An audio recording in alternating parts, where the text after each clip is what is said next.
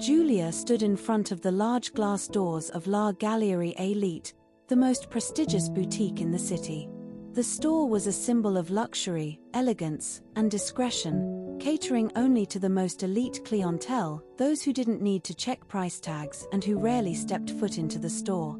Instead, garments were delivered straight to their homes, where they could privately choose what suited them best.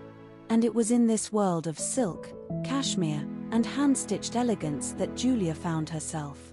No one would have guessed that Julia came from a family that barely scraped by.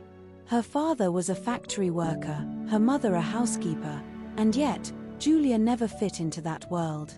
She read books on refinement, practiced her posture, and memorized which fork to use for the salad and which for the main course.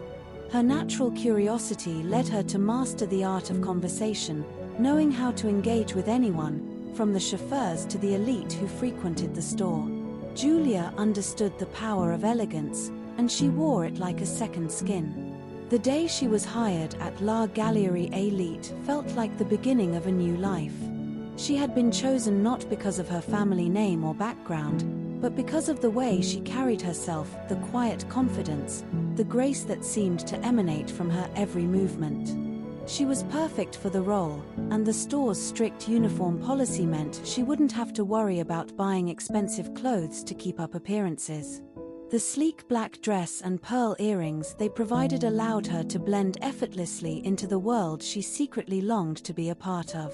Each day, Julia found herself surrounded by garments that cost more than her family's monthly income, handling dresses made from fabrics she could only dream of wearing.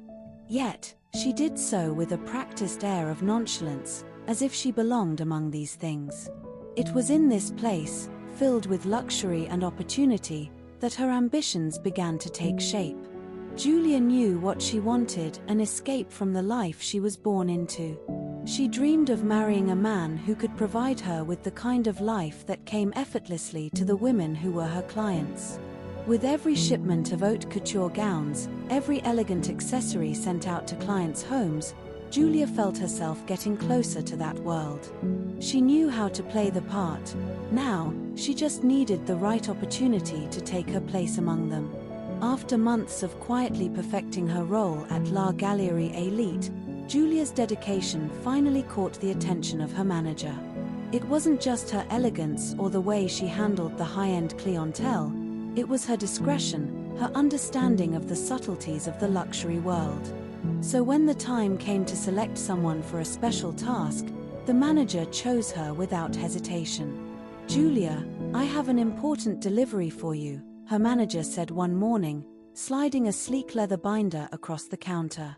Inside were details about one of the store's most valued clients, Mark Everett, a name whispered with awe among those who worked at La Gallerie Elite. Mark was a 32-year-old tech mogul, known not only for his sharp business acumen in the software industry but also for his striking good looks and enviable lifestyle. He was the type of man who rarely made appearances in public, preferring the privacy of his estate, and the store catered to his need for discretion. Julia glanced over the file, already intrigued. Mark was everything the high society world admired: rich, educated, and from an old money family. But unlike the other men she had heard about, who paraded around with trophy wives or girlfriends, Mark seemed to keep his distance from romantic entanglements. His mother, Nicole, a prominent figure in elite circles, was known for her desire to see her son marry one of the wealthy daughters from her social set.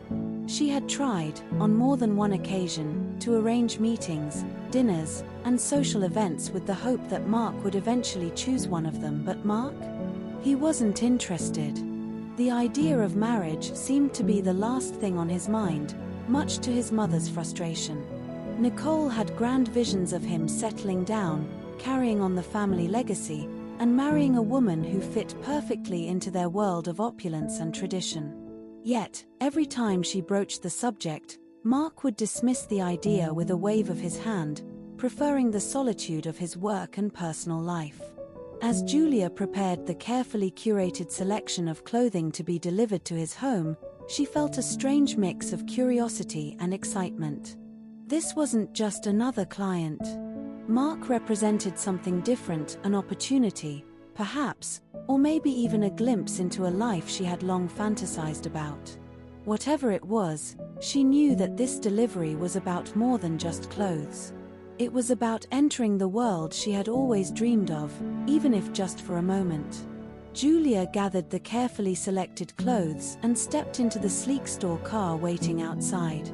Her reflection in the tinted windows revealed the poised, polished woman she had become, her natural beauty enhanced by the elegance of her uniform. As the car glided through the city streets toward Mark's home, she felt a quiet anticipation build. This wasn't just another delivery, there was something about the moment that felt significant, even if she couldn't quite place why. When the car pulled up to the grand entrance of Mark's mansion, Julia couldn't help but feel a flicker of awe. The house was breathtaking, a sprawling estate that seemed to embody old-world sophistication and modern luxury all at once. But she had mastered the art of composure long ago, and despite her inner admiration, she stepped out of the car with an air of elegance, as if this was a world she belonged to. The front door opened almost as soon as she reached it, and the maid, dressed in immaculate white, greeted her with a polite smile. "Mr. Everett will be down shortly," she said, ushering Julia inside. The interior of the house was no less impressive, with its high ceilings, marble floors, and exquisite furnishings. Yet, Julia remained composed, gliding through the space as if she had done this 1,000 times before. A few minutes later, she heard the sound of footsteps from the grand staircase. Instinctively, she glanced up, and there he was, Mark Everett, descending the stairs with a quiet confidence. The moment their eyes met, it felt as though the world around them faded into the background. Time itself seemed to pause, leaving only the two of them in that suspended second. Mark, halfway down the staircase, hesitated for a brief moment, his gaze locked on Julia. She was even more striking than he had imagined, her beauty radiating a quiet sophistication that commanded his attention. He lingered on the step, taking in her presence as if he were seeing someone unexpected. For that brief moment, neither of them moved. As Mark reached the final step, he offered Julia a small, courteous smile. "Hello," he said, his voice warm but measured. Julia, ever poised, returned the greeting with an elegant nod, her eyes steady. "Hello, Mr. Everett," she replied, her voice soft yet assured. With a graceful, professional demeanor, she added, "Would you prefer that I display the garments for you here, or would you like to take them yourself to try on in your room?" Though Mark found himself momentarily captivated by her refined beauty and the effortless elegance with which she spoke, he quickly regained his composure. "I'll take them to my room, thank you," he responded, his voice steady, though his gaze lingered on her for a beat longer than necessary. Julia, maintaining her graceful demeanor, handed over the clothing with the same quiet elegance that had drawn his attention from the start.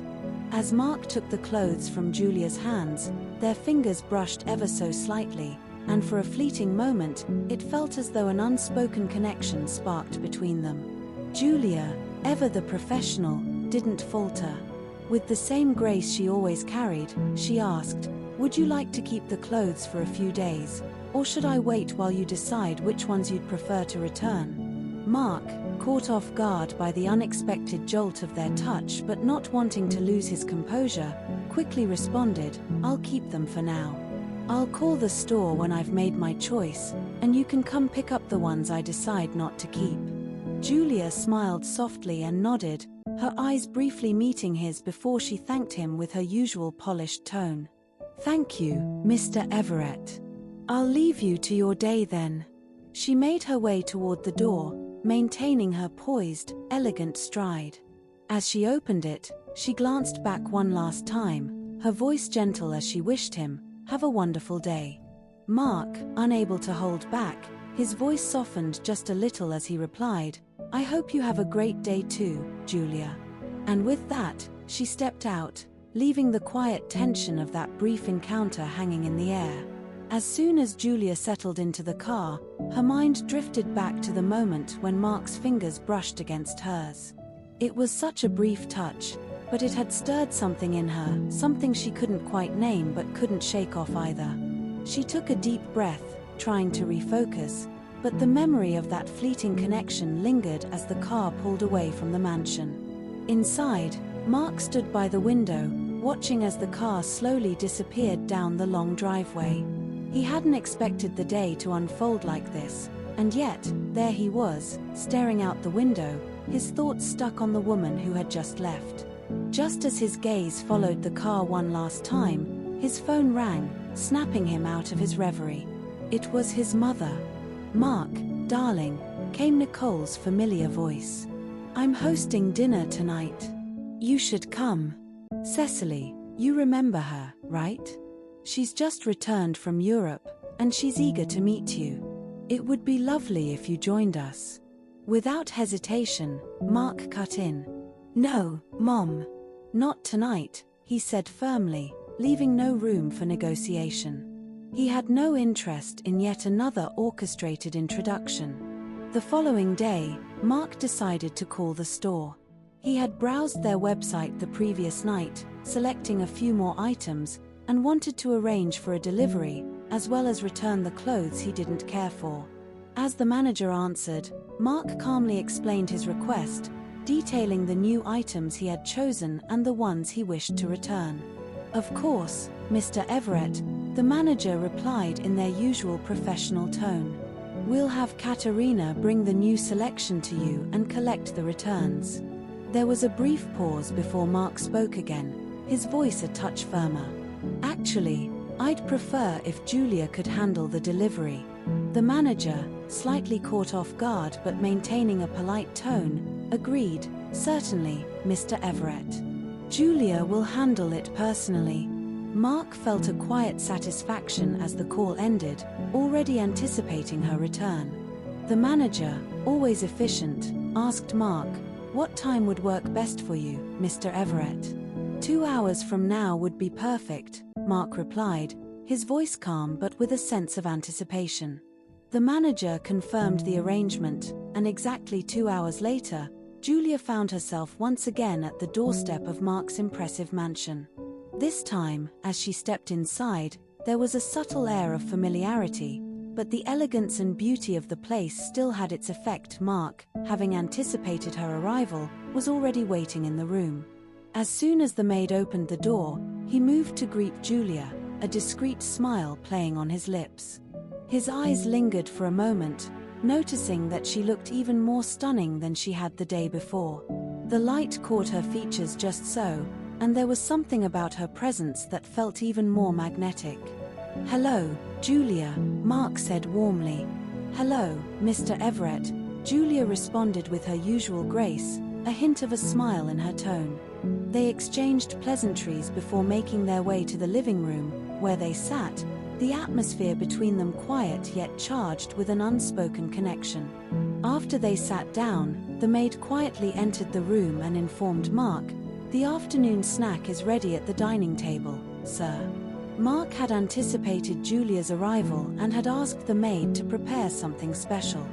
Without hesitation, he turned to Julia with a casual but inviting tone. "Why don't you join me for a snack in the dining room?" Julia's thoughts immediately began to race. What was happening? Why was he inviting her to share a meal with him? It was unexpected, almost intimate, and the questions in her mind flooded in all at once. She maintained her composure, but inside, she wondered, why me? What does he want? There were so many unanswered questions, and yet, there she was, standing in front of an invitation she hadn't seen coming. Julia politely accepted the invitation, taking her seat at the table with Mark.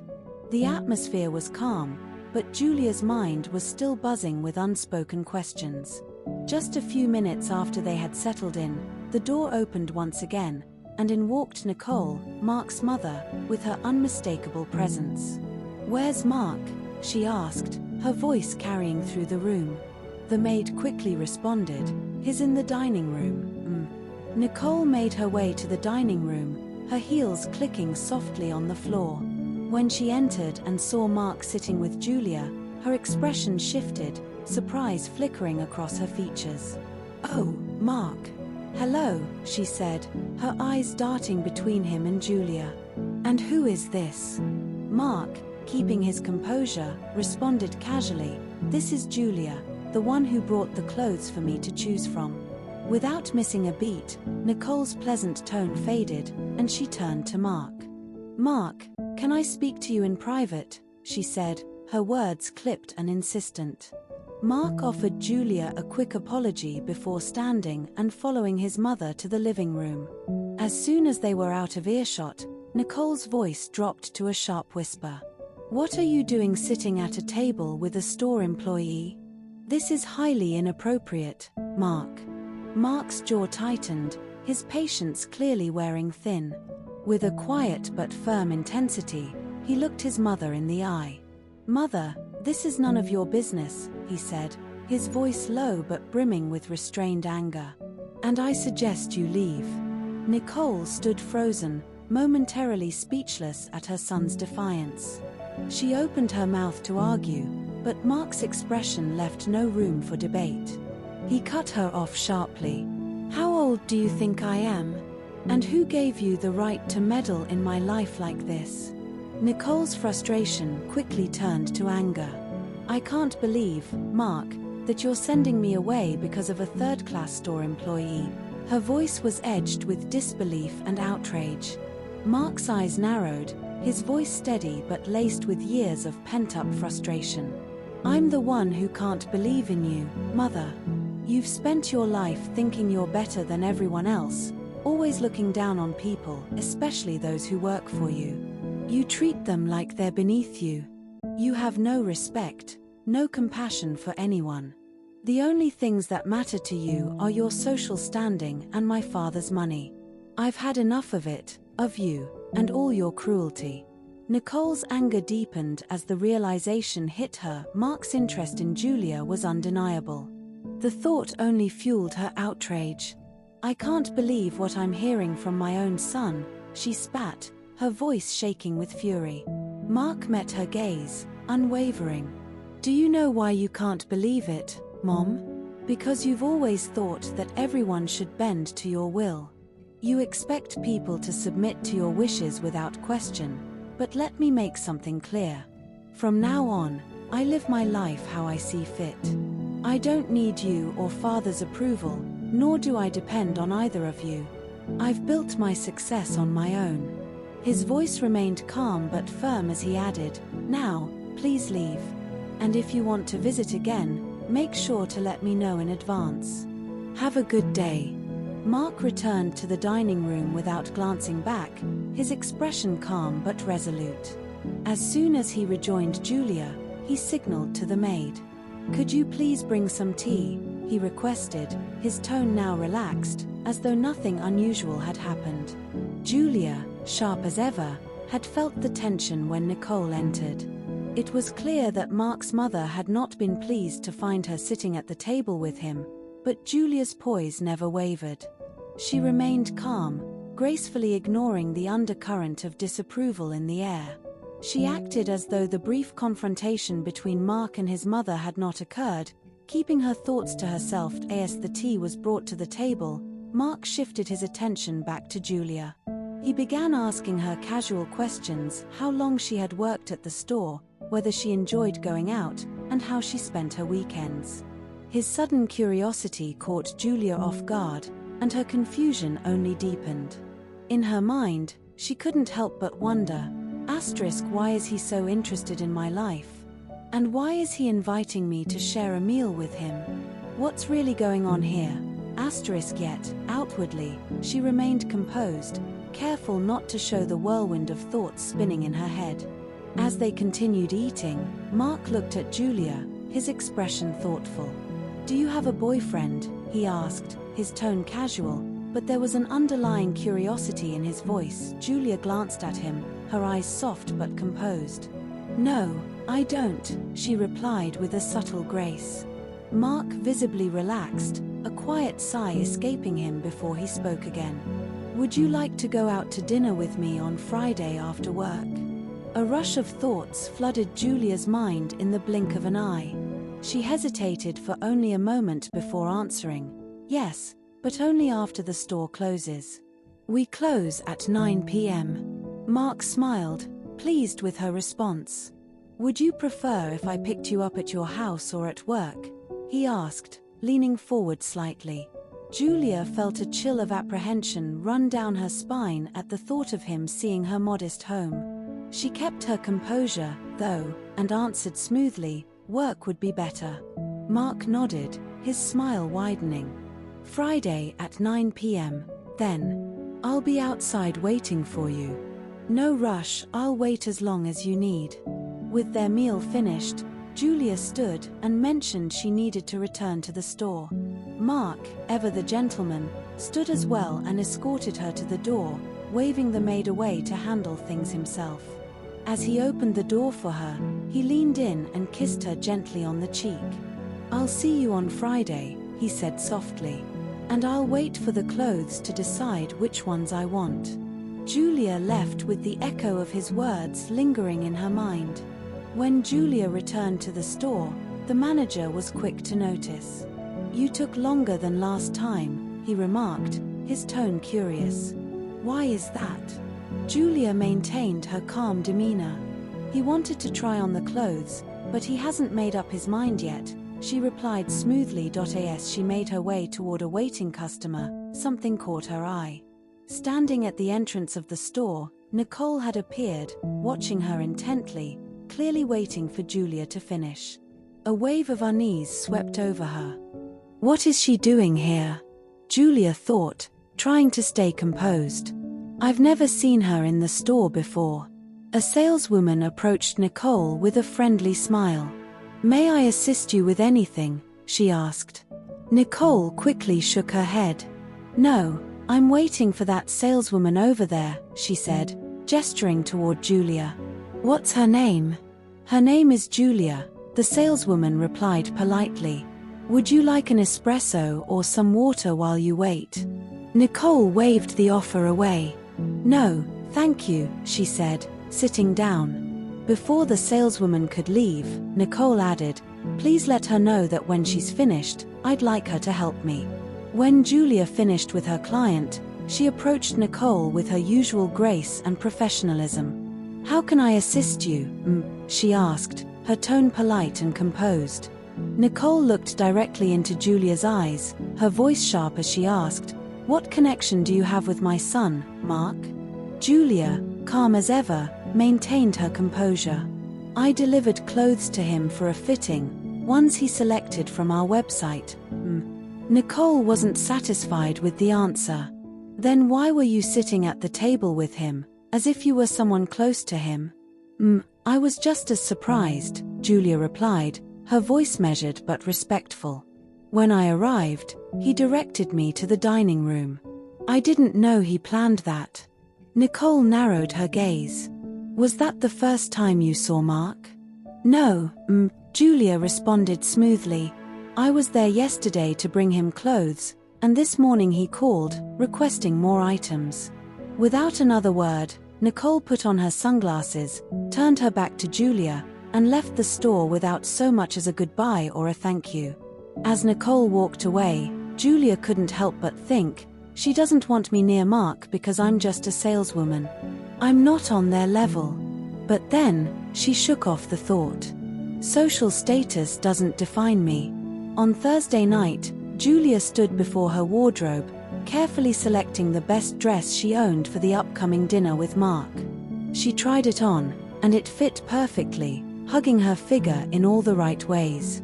Satisfied, she folded the dress neatly and placed it in her bag, ready to bring it with her to work the next day. By 8:30 p.m. on Friday, Julia was in the store's bathroom, applying her makeup with precision, getting ready to meet Mark. At exactly 9:10 p.m., she stepped out of the store, and there he was, her Prince Charming, waiting for her. Mark stepped out of the car, opened the door for her, and Julia slid in, her heart fluttering as they drove off into the night. At dinner, Mark couldn't help but notice how refined Julia was. She handled the cutlery with ease, gracefully moving from the outside to the inside, following the rules of fine dining as though she had been raised with them. Mark was impressed, though he kept his thoughts to himself, silently admiring her poise. After dinner, Mark suggested they head to the beach, where they could sit at a quiet kiosk and enjoy a drink together. "It'll be nice to get to know each other better," he said, his tone inviting. Julia, without hesitation, accepted. Once they arrived, the sound of the waves in the background set a relaxed atmosphere.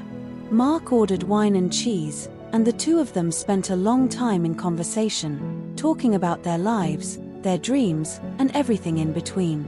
At one point, Mark leaned in slightly, his gaze more intent. "Do you think it would be possible for us to see each other more often?" he asked. "Ever since I first saw you, something about you has caught my attention. It's something I've never experienced before." Julia, her expression composed, responded with equal grace. "Yes, I'd like that. I'd like to get to know you better too." Without another word, Mark moved closer, gently kissing her. Julia's mind raced, spinning with the whirlwind of events. How did things move so quickly? She wondered. "I was just delivering clothes, and now here I am, with him asking to see me more often." As time passed, Mark found himself falling deeper in love with Julia, and she, in turn, was madly in love with him. Their bond grew stronger, and Mark became increasingly distant from the meddling of his mother. One day, Nicole called, her voice sharp as she asked, "Why have you been so absent lately?" Mark, not in the mood for a lengthy conversation, replied bluntly, "I'm living my life, without anyone interfering."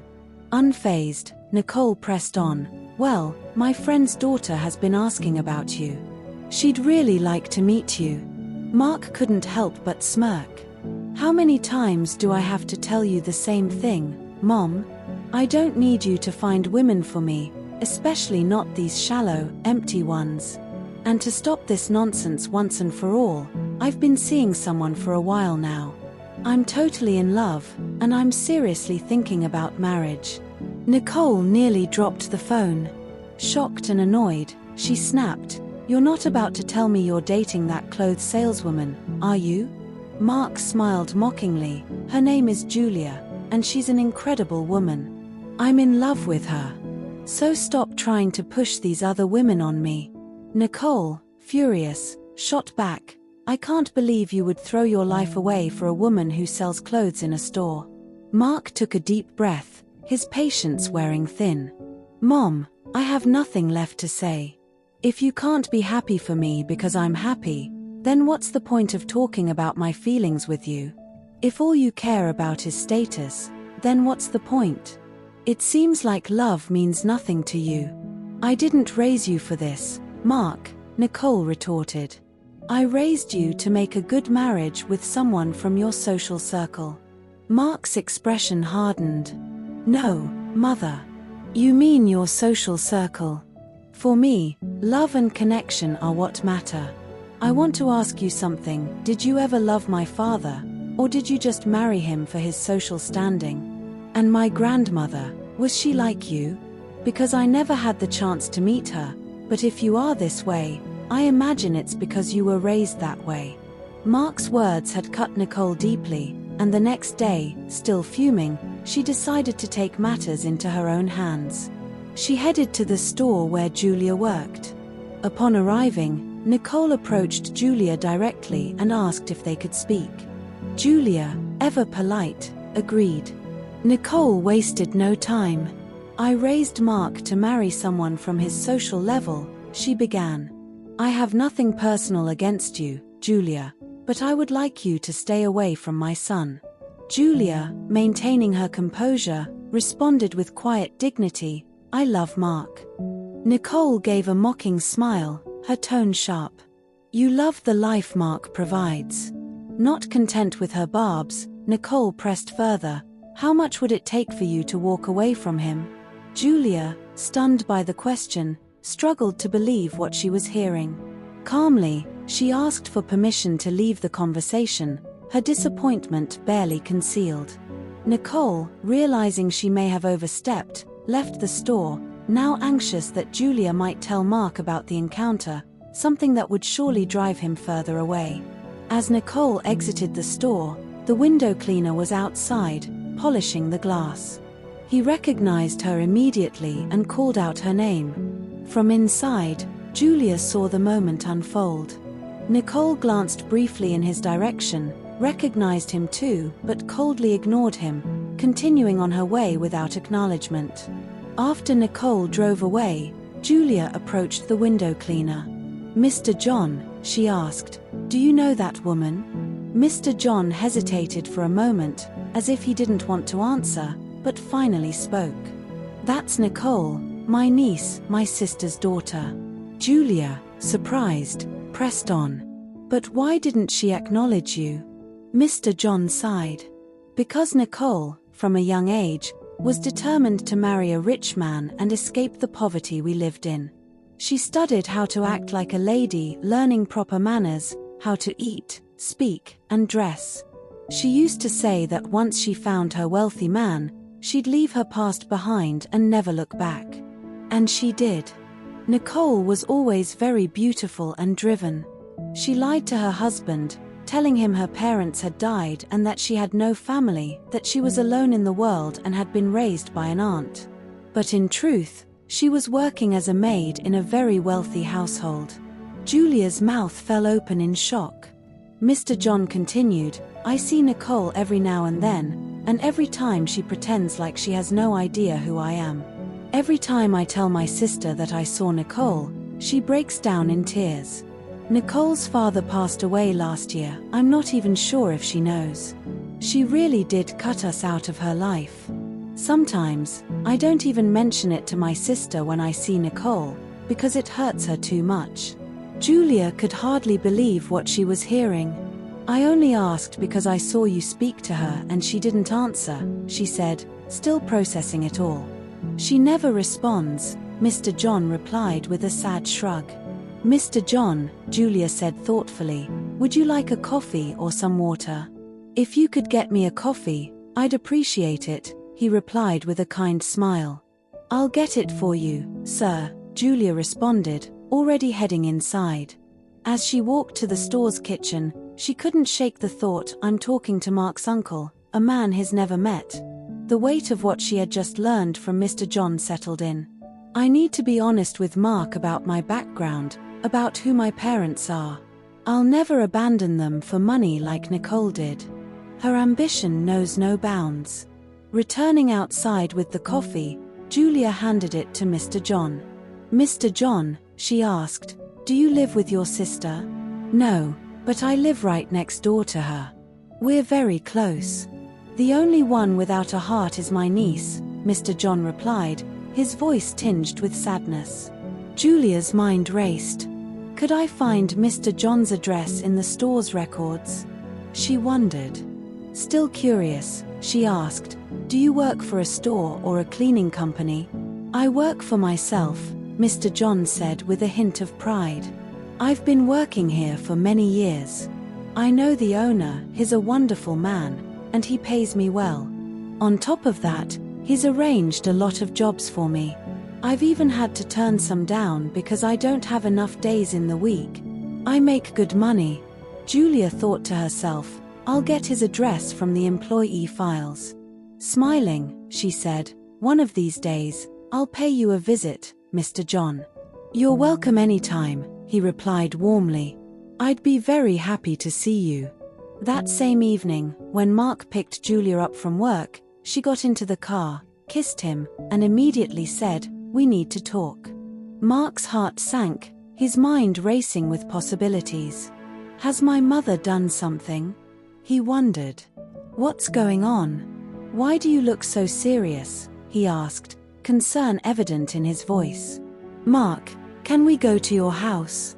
"I'd prefer we talk there," Julia replied, her tone calm but firm. "Of course," Mark said, trying to stay composed. "Let's go." When they arrived at Mark's house, Julia took a deep breath and began, "I need to tell you something. I don't come from a wealthy family. My parents are poor. And we live in a very simple house. There's no luxury in our lives, we work hard just to get by. I don't want you to think I come from at least a middle-class family, because that's not true. We have nothing." Mark looked at her, concerned. "Julia, why are you telling me this? Did my mother speak to you?" Julia shook her head slightly. "No, it's not that. I'm telling you because I don't want you to ever think I'm pretending to be someone I'm not. I've always loved learning and reading, and I've tried to teach myself good manners, like how to use cutlery properly. I wanted to get a decent job that paid enough so I could help my parents and support myself. But I don't want to hide where I come from." Mark gazed at Julia, his eyes full of pride. "If I was completely in love with you before, now, after hearing all of this, I think I'm going to lose my mind with pride and love for you," he said warmly. Julia let out a sigh of relief as Mark pulled her into a tight embrace and kissed her passionately. "Julia," he whispered, "it doesn't matter to me whether you're rich or poor. What I love is who you are, not your financial status. I never wanted to be with the women my mother pushed me toward, they're shallow and empty. What I want is a real woman, someone like you." Mark, who had secretly already bought an engagement ring for Julia, realized he couldn't let this perfect moment slip by. "Wait here for a moment, Julia," he said, kissing her softly. "I'll be right back. I just need to grab something from my room." He hurried upstairs, his heart racing with excitement. Once inside his room, Mark quickly called the kitchen. "Could you please take a bottle of champagne from the fridge, put it in an ice bucket, and bring it to the living room with 2 champagne flutes?" he asked the maid. With that arranged, Mark took the ring from its hidden place, his anticipation growing, and headed back downstairs, ready to make this moment unforgettable. As soon as Mark came back downstairs, he stood waiting for the maid to bring the champagne. When everything was ready, he knelt down in front of Julia and looked into her eyes. "Julia, today you made me realize even more what I've always known, you are the woman of my life. Will you marry me?" Julia was stunned, completely taken by surprise. She had never imagined that Mark would propose, especially so soon. But her heart knew the answer. "Yes, Mark," she said softly, her voice full of emotion. Mark pulled Julia into a passionate kiss, then reached for the champagne to toast their happiness. He asked the maid to take a few photos of them celebrating their engagement, wanting to capture the moment for their future album. As they clinked their glasses, Julia looked at Mark, curiosity in her eyes. "How did you know my ring size?" she asked with a smile. With a playful grin, Mark replied, "You forgot the ring you were wearing in the bathroom, on the same finger as your engagement ring. So, I took it to the jeweler and bought your ring." Julia laughed, shaking her head. "I've been looking for that ring for ages," she said, smiling warmly. The next day, Mark sent Julia a message saying he wanted to meet her family. When Julia read the message, her heart swelled with gratitude. "I made the right choice," she thought. "I realize that now more than ever. I could never be truly happy if I gave up on my family." With a smile on her face, Julia replied, "Of course. I'll talk to my parents today, they've been wanting to meet you too." 2 days later, Mark went to Julia's parents' house for dinner, and they instantly loved him. No one would have guessed that Mark was such a wealthy man. His simplicity and warmth with Julia's parents were truly remarkable. Julia's heart overflowed with happiness and gratitude, and she became more certain than ever that love transcends everything, with everything else being secondary. Nicole called Mark to discuss his father's upcoming birthday party. "I hope by now you've given up on that ridiculous idea of getting engaged to the saleswoman," she said sharply. Mark smirked and replied, "Looks like you're still not done pestering me with your nonsense. I'm already engaged, and the wedding is happening at the end of the month." "What are you talking about?" Nicole snapped. "You must be saying this just to irritate me." "No, Mother," Mark said coolly. "That's something you're good at, irritating people. If you don't want to come to my wedding, that's entirely up to you. It doesn't bother me one bit. Tell my dad I'll be there to celebrate his birthday, Mark said calmly. Nicole, still fuming, responded, I hope you at least plan on coming alone. Mark's tone turned firm. If you don't want my fiancé in your house, don't expect me to show up either. But feel free to tell my father exactly what you just told me. Let's see how he feels about it. Good night. Without waiting for her response, Mark hung up, not willing to listen to anything else she had to say. Nicole, still seething, hung up the phone and went straight to Jason, Mark's father. You won't believe what Mark just said to me. Before Nicole could get a word out, Jason interrupted her. If you're about to bring up the girl Mark loves again, I don't want to hear it. Mark is a grown man, and he has the right to love whoever he chooses.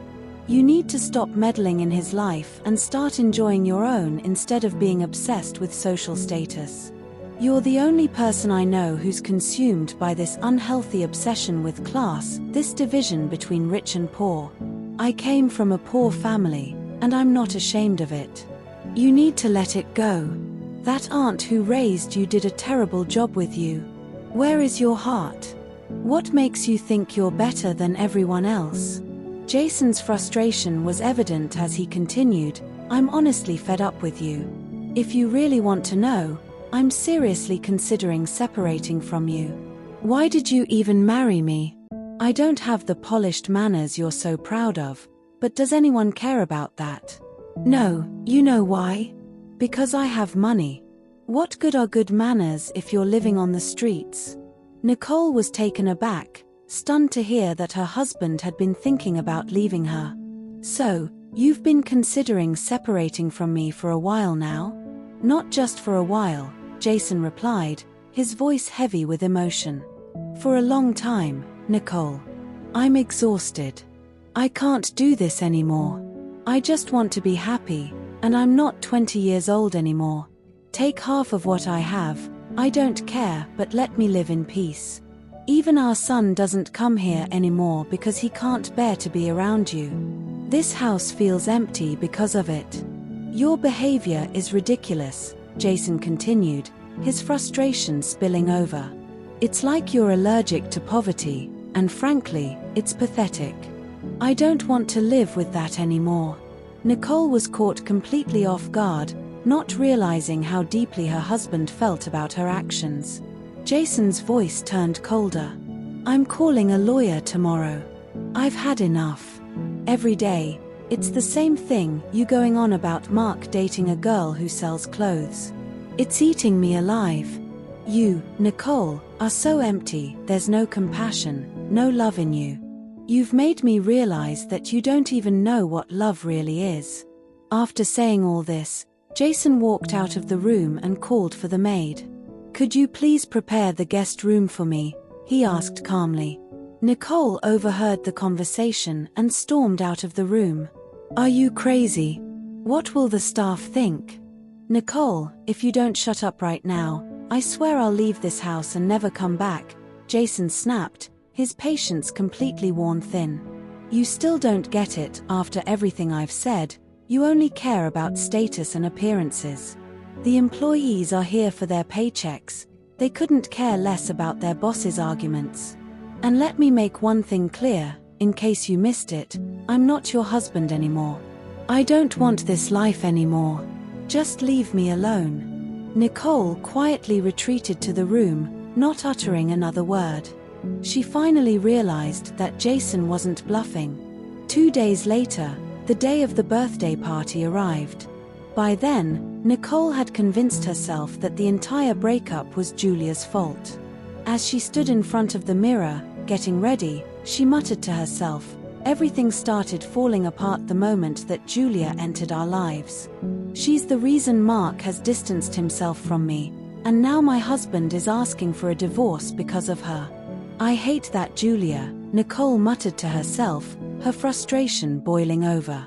But today, I'll have the chance to tell her exactly what I think, face to face. As the guests began to arrive, Nicole, ever the perfect hostess, plastered a bright smile on her face, hiding the turmoil inside as if nothing were wrong. Meanwhile, Mark went to Julia's house to pick her up for the party. As soon as Julia got into the car, she turned to him, her expression serious. "Mark, I think you should go to this party alone." Mark frowned in confusion. "Why would you say that, Julia? You're my fiancé, of course you're coming with me. I have a feeling my mother's been meddling again, and you're not telling me." Julia avoided Mark's gaze as she replied, "It's not that, Mark.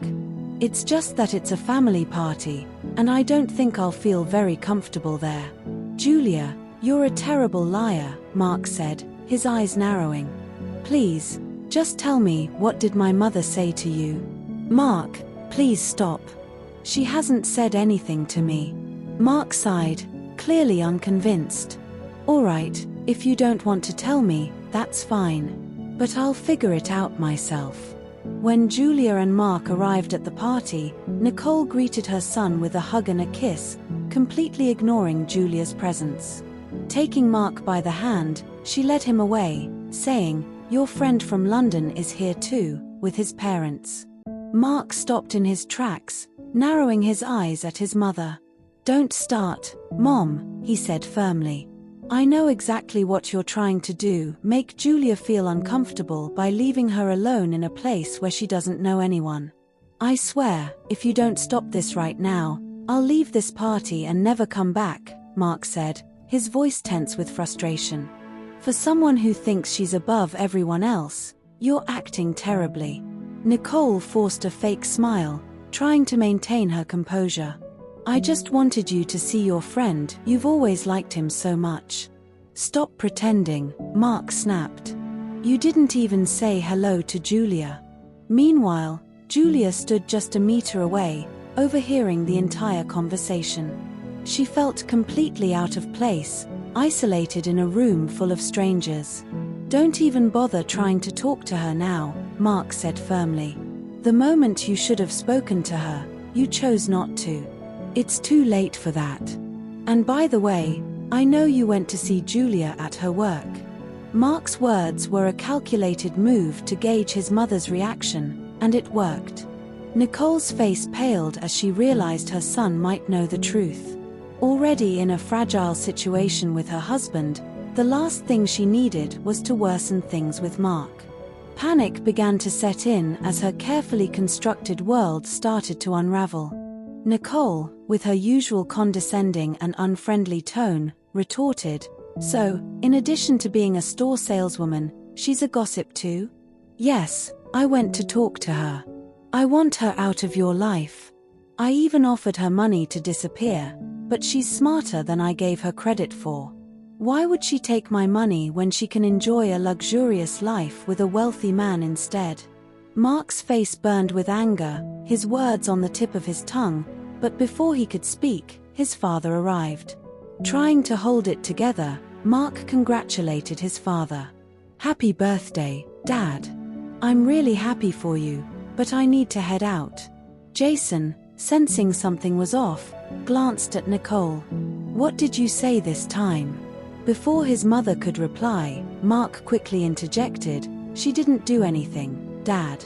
I just have a bad headache. I came to give you a hug, that's all." Jason raised an eyebrow, unconvinced. "Son, you're great at many things, but lying isn't one of them." Julia had overheard every word Nicole said, and for the first time, she felt her composure slipping. Listening to Nicole's cruel remarks, knowing the woman had lied about her own past out of shame for being poor, was almost too much to bear. Jason glanced to the side, noticing Julia standing quietly by herself, just a little distance from the entrance. "Who's that young woman standing alone over there?" he asked, his curiosity piqued. Mark walked over to Julia, gently taking her hand in his. "Dad, this is Julia, my fiancée." Jason's face lit up with a warm smile. "Hello, Julia. You're a very beautiful woman, and I want you to feel at home here. If my son is happy, then I'm happy too. You are very welcome in our family, so please, come in." Julia, touched by Jason's kindness, thanked him graciously for his warm welcome. Together, the three of them moved to the next room, leaving Nicole standing behind, seething with anger, as if she weren't even there. Leaning in close to Mark, Jason whispered, "Son, we need to talk later about your mother." "Anytime you're ready, Dad, just let me know," Mark replied. Jason nodded. "In a few minutes, we can head to my office." As time passed, more guests began approaching Mark, curious about the beautiful woman by his side. Before long, word had spread Mark was engaged. Several of Nicole's friends made their way over to her, asking why she hadn't mentioned Mark's engagement. Nicole, uncomfortable and fuming, skillfully avoided the topic, giving vague responses to divert the conversation. Mark turned to Julia with a gentle smile. "Julia, I need to speak with my dad for a few minutes. Do you mind staying here on your own?" Julia smiled back. "Of course not, Mark. Go ahead. I'm a big girl, I'll be fine. Don't worry." As soon as Nicole noticed Mark heading into the office, she seized the opportunity and approached Julia. Her voice was cold and sharp as she said, "If you think I'm going to let you ruin my son's life, you can think again, young woman." Julia met Nicole's gaze calmly. "I don't think this is the time or place to discuss that," she said firmly. Nicole's eyes narrowed. "Yes, it is," she insisted. Julia held her ground, locking eyes with Nicole. "Well, since you brought it up, here's the truth. I'm tired of watching you act like you're better than everyone, treating people like they're nothing. And if you must know, I come from a very poor family, and Mark knows all about it." Neither Julia nor Nicole noticed that Mark and Jason had finished their conversation and were approaching them. They stood in a quiet corner of the house, far from the guests, unaware they were about to be overheard. Julia held her ground, her voice steady as she continued, "Nicole, you've lied to everyone. I didn't say anything to Mark before, but I think it's time for Jason, Mark, and your precious social circle to learn who you really are." Nicole smirked mockingly. "So, in addition to being a simple saleswoman, you're also a gossip and a liar?" Unbeknownst to them, Mark and Jason had quietly stopped nearby, listening intently. They remained still, curious to see how far Nicole would go and eager to hear what Julia knew that no one else did. Julia pressed on, her voice unwavering. "Do you know who Mr. John is? The man who was cleaning the store windows the day you came to offer me money to leave Mark's life?" Mark, upon hearing this, instinctively moved to step forward, but Jason gently grabbed his arm. "Stay quiet," Jason whispered. "Julia's not done. If you interrupt now, we'll only hear part of the story. Be patient." Mark reluctantly nodded, holding back, waiting to hear the full truth unfold. "After you ignored him that day, I went over and asked if he knew you. At first, he didn't want to say anything, but minutes later, he told me everything," Julia said, her voice steady but firm. "You never had a rich aunt, Nicole. You were a maid for a wealthy family. Your parents didn't die, you abandoned them out of shame. And in case you don't know, your father passed away last year." Julia saw the flicker of emotion cross Nicole's face but continued, "Mr. John said that from a young age, you learned good manners, you read a lot, and you always claimed you were going to marry a rich man and never look back. Well, you did exactly that. Mr. John stopped telling your mother when he saw you around because it hurt her too much.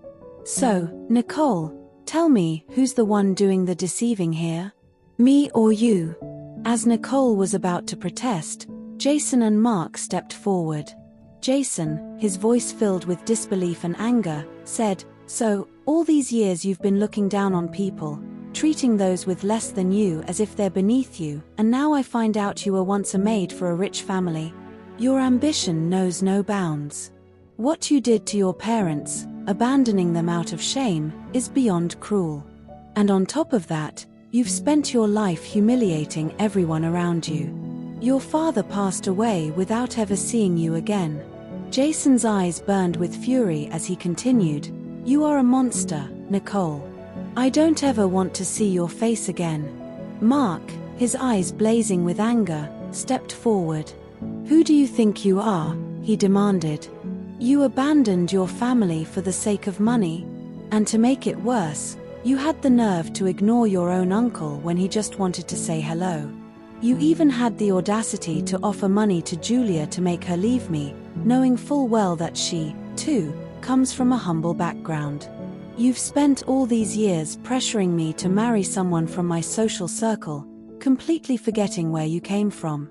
You're sick, Mark spat, his voice filled with contempt. Your actions, your complete lack of character, they disgust me. Maybe if you had been true to yourself, you'd actually be happy today. But instead, you spent your life wearing a mask of lies. How do you even sleep at night? My father was going to marry you regardless, because he never hid the fact that he came from poverty. So, what was the point? You married a man who came from the same background as you, but once he became rich, you tried to bury your own past in shame. Nicole didn't have a chance to respond. Mark wasn't done. He had kept these words bottled up for years, and now he was letting them out. Suddenly, they heard Jason's voice rising from the living room. Friends, Jason began, raising his voice to address the room. First, I want to thank you all for being here. Secondly, I need to announce that I'm divorcing Nicole. And finally, I want you all to know the truth about the lies she's told me over the years. It wouldn't have mattered where she came from. Most of you know I came from poverty myself. But Nicole's deception went far beyond hiding her background. She abandoned her family out of shame for being poor. For years, she hasn't seen her mother, and she didn't even know her father passed away last year. Her own uncle cleans store windows, and when he says hello, she ignores him. I'm sorry to say, but the party, it's over. Thank you all for coming. The room fell silent as Jason's words hung heavy in the air. The guests exchanged shocked glances, unable to believe what they were hearing. Nicole stood fuming, her face flushed with anger. Your father has no right to say that, she snapped. Mark turned to her, his voice cold and sharp. And did you have the right to do what you did to your own family? To the people who had less than you? Nicole hadn't expected any of this. The secret she had kept hidden for years had now unraveled before the entire social circle she prided herself on. Mark, deeply disappointed, took Julia's hand. Let's get out of here, he said, his voice tense. I can't breathe the same air as my mother for another minute. Nicole, her voice dripping with sarcasm and bitterness, looked at Julia and said, I knew that getting involved with my son would only bring discord to our family. Julia met her gaze steadily. No, Nicole, you were mistaken from the start. Before I even knew you, you humiliated me. You humiliate anyone who doesn't have the same financial power as you. You even offered me money to leave your son, despite me never having done anything against you. And now, you blame me for everything. All I did was reveal the truth, that you're not the person you pretend to be. You've spent your life looking down on people who come from the same background as you. Julia's voice remained calm but firm. I didn't ask Mark or Jason to overhear our conversation, that was on you. You provoked me, and I simply refused to stay silent. Jason left that same night, walking away from the house that had once been a home. The very next day, he filed for divorce, severing ties with Nicole once and for all. Nicole's once flourishing social life crumbled before her eyes. Her so-called friends, those who had flocked to her for status and appearances, vanished. She was no longer invited to the glamorous parties, weddings, or charity teas she had once cherished. Her social circle, which had once defined her, abandoned her in the blink of an eye. At the end of the month, Mark married the love of his life, Julia. It was the wedding of his dreams, filled with joy and genuine love, but without his mother. Mark made sure to invite his grandmother, uncles, and cousins, his true family. He bought his grandmother a beautiful home and supported her financially each month, ensuring she lived comfortably. He helped his cousins find good jobs, and for Uncle John, who was older and had worked hard his entire life, Mark made sure he was well taken care of, honoring the man Nicole had ignored for so long. Jason, free from the cold, loveless life he'd shared with Nicole, found happiness again. He began dating a kind, down-to-earth woman who happened to be a friend of Julia's mother. She was everything Nicole wasn't: humble, caring, and warm. For the first time in years, Jason felt truly at peace. Meanwhile, Nicole sat alone in her vast, empty mansion, once filled with opulence, now echoing with silence. No one called, no one visited. Her former friends avoided her, no longer interested in the woman who had built her life on lies and arrogance. The world she had carefully constructed crumbled, leaving her with nothing but her regrets.